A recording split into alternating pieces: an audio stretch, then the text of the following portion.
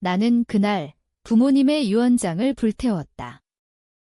불꽃이 서류를 삼키는 순간 내 인생의 모든 원한이 타오르는 듯 했다.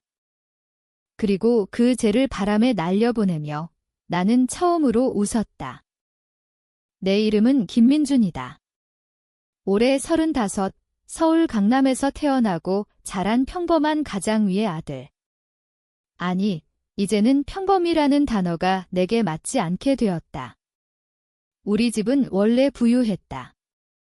아버지는 건설회사 중역으로 일하시다 은퇴하시고 어머니는 강남의 작은 빌딩 몇 채를 물려받아 임대 수입으로 여유롭게 사셨다. 그중 가장 큰 자산은 압구정에 있는 쉼평대 아파트였다. 시세로 치면 30억은 가볍게 넘는 곳, 내가 태어날 때부터 살아온 집 내 방, 내 추억, 내 모든 어린 시절이 담긴 곳. 그런데 부모님이 돌아가시기 직전 그 집을 내 여동생 민서에게 넘기라고 하셨다. 민서는 내 동생이다. 3살 아래. 어렸을 때부터 부모님의 황금 막내였다. 예쁘장한 얼굴, 애교 많은 성격, 공부도 잘하고 결혼도 잘했다. 남편은 대기업 임원, 아이 둘 낳고 행복한 가정 꾸렸다. 부모님 눈에는 민서가 모든 걸 완벽하게 해낸 성공한 딸이었다. 반면 나는 대학 나와서 중소기업 다니다 창업했다가 실패, 다시 직장 잡고 겨우 버티는 평범한 샐러리맨. 결혼은 했지만 아이는 없고 아내와도 자주 다툰다. 부모님 눈에 나는 언제나 안타까운 아들이었다. 민준아, 너는 이미 내 목 챙겼잖아. 아버지가 병원 침대에서 그렇게 말씀하셨다. 내가 챙긴 몫이라니. 대학 등록금. 그마저도 민서보다 적게 받았다. 그래도 나는 불평하지 않았다. 가족이니까. 형이니까. 하지만 유언장이 공개된 날 모든 게 무너졌다. 공증사무소에서 변호사가 읽어내려가는 내용은 충격적이었다. 압구정 아파트는 민서에게. 빌딩 2채도 민서 명의로. 나에게는 현금 5억과 작은 상가 하나, 5억이면 큰돈이지만 그 아파트 하나 값도 안 된다. 부모님은 생전 민서가 손주도 낳아주고 남편도 든든해서 재산관리 잘할 거야. 민준 너는 내 식대로 살면 돼라고 하셨다. 그게 끝이었다. 나는 그 자리에서 아무 말도 하지 못했다. 민서는 울면서 오빠, 미안해 라고 했지만 눈빛은 이미 승리자의 표정이었다. 남편은 내게 고개 숙여 인사하며 형님, 잘 이해 부탁드립니다 라고 했다. 이해. 이게 이해할 일인가? 장례식 내내 나는 웃었다. 가족들 앞에서, 조문객들 앞에서 착한 아들 노릇했다. 그러나 속으로는 이미 계획이 세워지고 있었다. 조용히. 누구도 눈치채지 못하게. 나는 부모님의 죽음 이후 민선의 집에 자주 드나들었다. 동생아, 부모님 물건 정리 도와줄게. 그렇게 말하며 집안 구석구석을 살폈다. 민서는 경계하지 않았다. 내가 형이니까. 믿을 수 있는 오빠니까. 그리고 나는 증거를 찾기 시작했다. 민서가 부모님을 어떻게 조종했는지 나는 조금씩 알아갔다. 첫 번째 단서는 어머니의 약봉투였다. 어머니는 말기암 진단받고 항암 치료 받으셨다. 그런데 마지막 몇 달 동안 처방된 약 중에 이상한 게 있었다. 진정제 성분이 과도하게 강한 약 의사 선생님께 물어보니 이건 치매 초기 환자에게나 쓰는 용량이라고 하셨다. 어머니는 치매가 아니었다. 다만 민서가 자주 병원에 동행하며 어머니가 불면이 심하시대요라고 말했다고 했다. 나는 병원 기록을 요청했다. 민서가 어머니 명의로 약을 추가 처방받은 흔적이 있었다. 그리고 아버지의 경우도 마찬가지. 아버지는 뇌졸중 후유증으로 의사소통이 어려우셨는데 민서가 아버지가 민준 오빠 때문에 스트레스 받으신대요 라고 의료진에게 말했다는 기록이 남아 있었다. 그게 시작이었다. 나는 부모님의 휴대폰 백업 데이터를 복구했다. 민서가 부모님께 보낸 메시지들. 오빠가 또 돈 달라고 했어요. 저한테는 안 주시면서 오빠 아내가 부모님께 불만 많대요. 저는 그런 적 없는데 거짓말이었다. 나는 돈을 달라고 한 적 없다. 아내도 부모님께 무례한 적 없다. 그런데 부모님은 그 메시지를 믿으셨다. 민서는 그렇게 조금씩 나를 악마로 만들었다. 더 충격적인 건 유언장 작성 과정이었다. 변호사는 부모님이 직접 방문하셨다고 했지만 CCTV를 확인해 보니 민서의 남편 차로 오셨다. 그리고 서명 당시 아버지는 이미 의식이 흐릿한 상태였다. 법적으로는 유효하지만 도덕적으로는? 나는 분노를 삼켰다. 소리 지르지 않았다. 울지도 않았다. 대신 조용히 움직였다.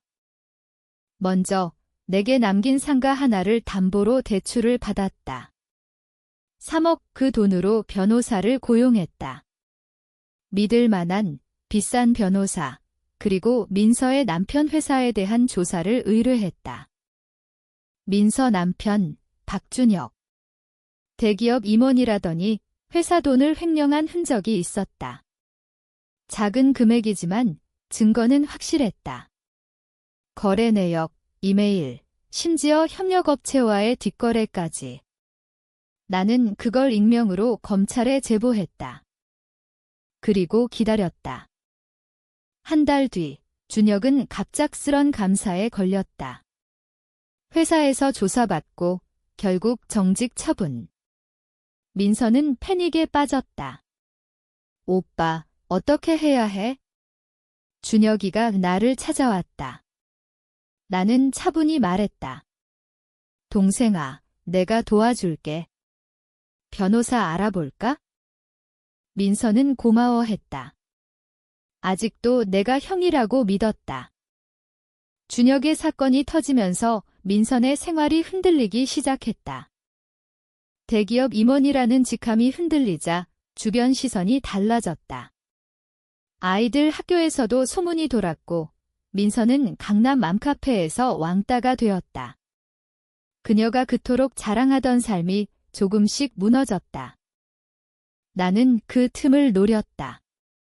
민서야, 압구정집 좀 담보로 대출받으면 준혁이 변호사 비용 충당할 수 있을 거야. 나는 그렇게 제안했다. 민서는 망설였지만 결국 동의했다. 집값이 높으니 대출 한도가 컸다. 15억 그 돈으로 준혁의 사건을 무마하려 했다. 하지만 나는 이미 은행 관계자와 이야기를 끝낸 후였다. 대출 승인이 나자마자 나는 부모님 유언장의 효력에 대한 소송을 제기했다. 이유는 심신미약 상태에서의 유언. 증거는 병원 기록, 약 처방 내역, 그리고 부모님의 의사소통 장애 진단서. 법원은 임시 처분을 내렸다. 재산 동결. 민서가 대출받은 돈도, 집도 모두 묶였다. 민서는 절망했다. 오빠, 왜 그래? 가족인데. 나는 처음으로 차갑게 말했다.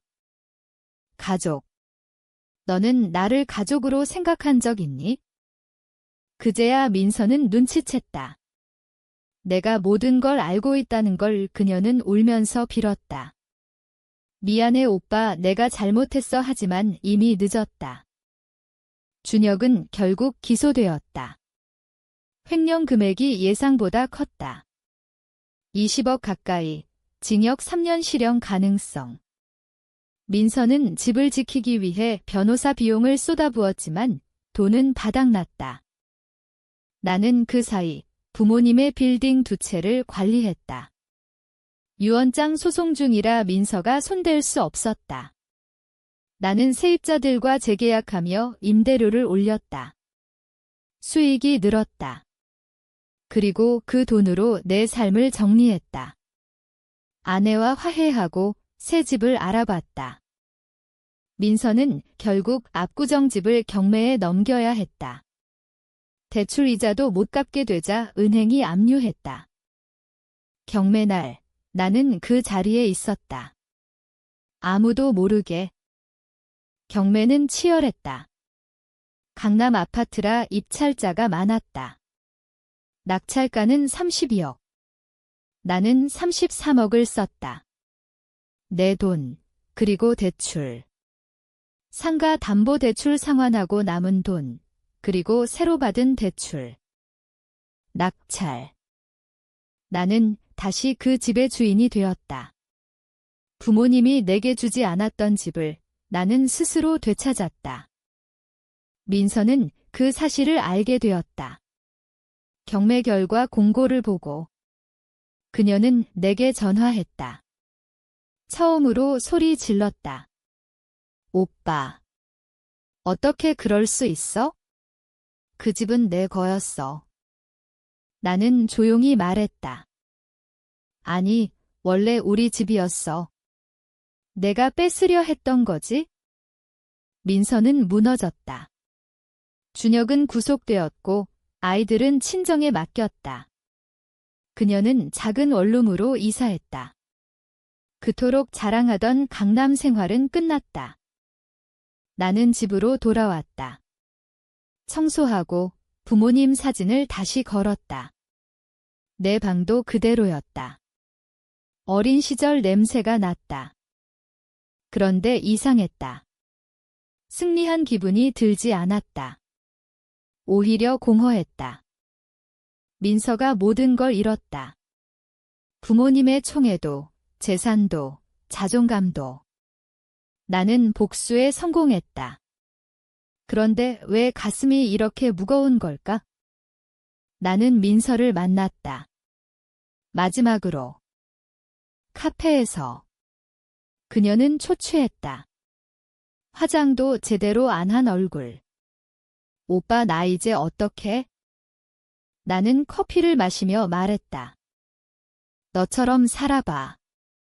내가 살았던 대로. 민서는 울었다. 진심으로. 미안해 정말 미안해 부모님 속인 거 다 내 잘못이야. 나는 고개를 끄덕였다. 그리고 말했다. 알아. 이제 알았지? 시간이 흘렀다. 1년 뒤. 준혁은 집행유예로 풀려났다.